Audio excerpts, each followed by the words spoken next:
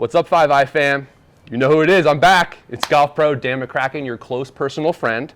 And when you see my mug on the screen, you probably know what time it is. It's time for Tricks of the Trade. But this is not an ordinary Tricks of the Trade episode. It's a very special Tricks of the Trade episode with a very, very special guest. Well, isn't that special?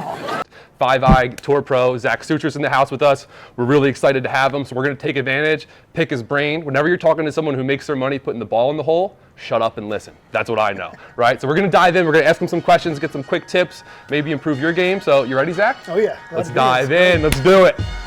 Let's kick things off with a little bit of a new thing we're going to try. We're going to ask all our guests some questions. I think we're going to stick with the same question for a while, though. I like this one a lot.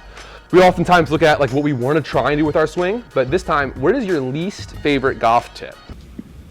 Nope. Okay, so I've been given a whole lot that I don't like, but the one that jumps out in my mind the easiest is one of the first big lessons I ever had was he wanted me to get the club face just, completely open, what I think now. Yeah, toe and up, what I right? thought then. Yeah, toe Agreed. straight up instead of what I like. And I worked on it for like 2 weeks and was like, enough of this, enough. That's enough of that? And yeah, so now that 10 years later, or at least 10 years after that, everyone teaches, this is more square, not Awesome. that. So. Yeah.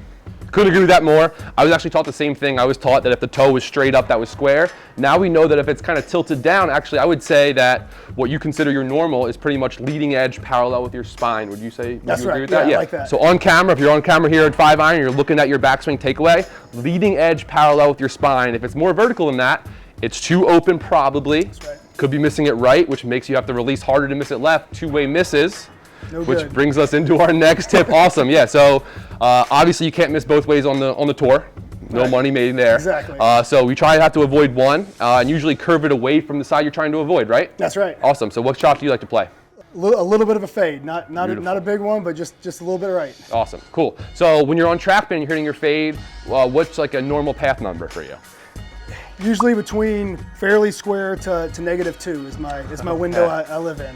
Beautiful stuff right there. Stop demonizing the negative paths. Some of the best players in the world that can beat most of the people watching hit a nice baby fade. Negative paths create fades. Stop demonizing the negative path. So I'll get out of your way, Zach. Why don't you break it down how you hit your fade for us? Yeah. So the first thing I think is the most important is weight shifting forward. Can't hit much of a fade, or at least not a controlled one from behind. And so weight being on my front foot is most important. One of the other things that I do that many people unconventional, do, maybe? a little unconventional, Cool. but We like that. I have like a little thing where I shut the face down at start to start. And one of the things that does for me is that mentally I think, it can't be there.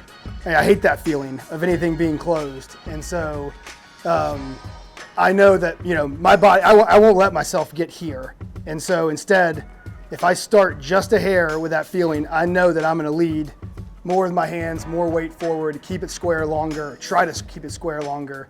And it's one of the things that when I do that, I almost never miss left. So if I ever have out of bounds any trouble left, it's, just a little bit. I'm not talking like that, but just a little bit, enough to get me to feel like, this will go left, and I'm not going to do that. I love it. So we'd love some outside of the box thoughts here. Recap real quick. He's trying to keep more weight on the front side and certainly shift through that right side more in the swing. Can't hit good fades, hanging back on that trail foot. And a little outside the box here. He's got that face tilted a tiny bit closed. When you see that, you go, oh, this is not going to work, right? It inspires a different move. Kind of big pivot, lots of club face stability to hold it open. Show us how it's done, Zach. All right.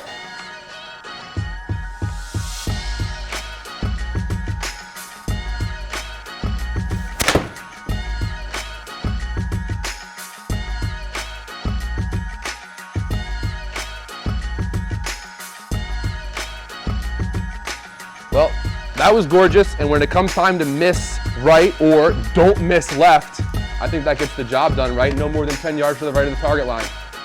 Zach, thank you for joining us so much. That was awesome. Man, thanks for having me. This was fun. Pleasure, man. Until next time, I'm Dan McCracken. Come on back for the next episode of Tricks of the Trade.